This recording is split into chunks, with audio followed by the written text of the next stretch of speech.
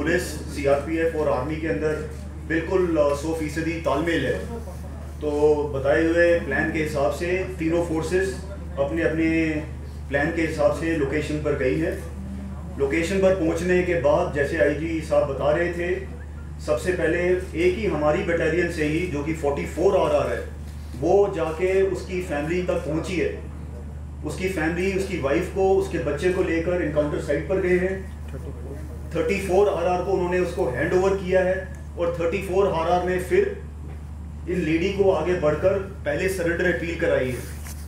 उसके बाद उसके बच्चे को भी फैसिलिटेट किया है जो कि 4 साल का था, कि शायद उसके कहने से वो वापस आएगा। अभी हमें ये पता लग रहा है कि आकिब तो वापस आना चाह रहा था, पर अंदर बैठे हुए 1-2 और जो थे उन्होंने इसको रोक लिया। तो शायद अगर वो आ जाता अपने दिमाग से तो शायद हम उसको बचा लेते। उसके बाद उसके ब्रदर इन लॉ को भी हमने आगे किया, उसने भी जाके उसको सरेंडर अपील के लिए कोशिश करी है।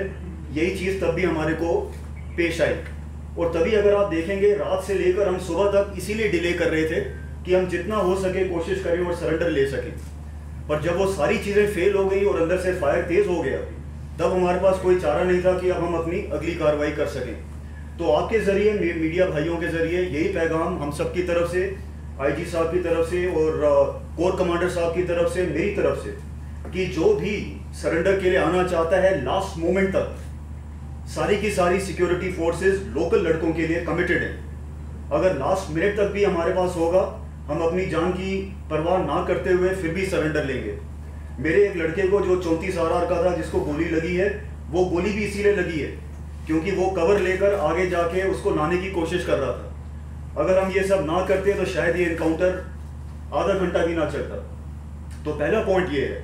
दूसरा पॉइंट ये है कि जैसे आईजी साहब बता रहे थे, काफ़ी लड़के भारी तादाद में इनडायरेक्टली हमारे तक अपने पैगाम पहुंचा रहे हैं कि वो वापस मेन स्ट्रीम में आना चाह रहे हैं, पर उनके एक आध कोई रिंग लीडर होते हैं जो उनको रोकते हैं। तो आपके ज़रिए अगर हमारा ये पैगाम गांव-गांव तक जाए कि जो भी वापस मेन स्ट्रीम में आना चाहता है, हम उसको बहुत खुशी से वापस शामिल करना चाहेंगे। सारी सिक्योरिटी फोर्सेस उसके लिए भी कमिटेड है। लास्ट मैं 34 RR, 2 सेक्टर RR, सीआरपीएफ और जेकेपी जो कि बिल्कुल एलीट पुलिस फोर्स बन चुकी है, उन सबको कोर कमांडर साहब की तरफ से, मेरी तरफ से बहुत बहुत धन्यवाद कहना चाहूँगा, क्योंकि इतने प्रोफेशनल तरीके से जो आजकल ऑपरेशंस हो रही हैं वो तब तक नहीं हो सकती जब तक टोटल समन्वय ना हो। Thank you.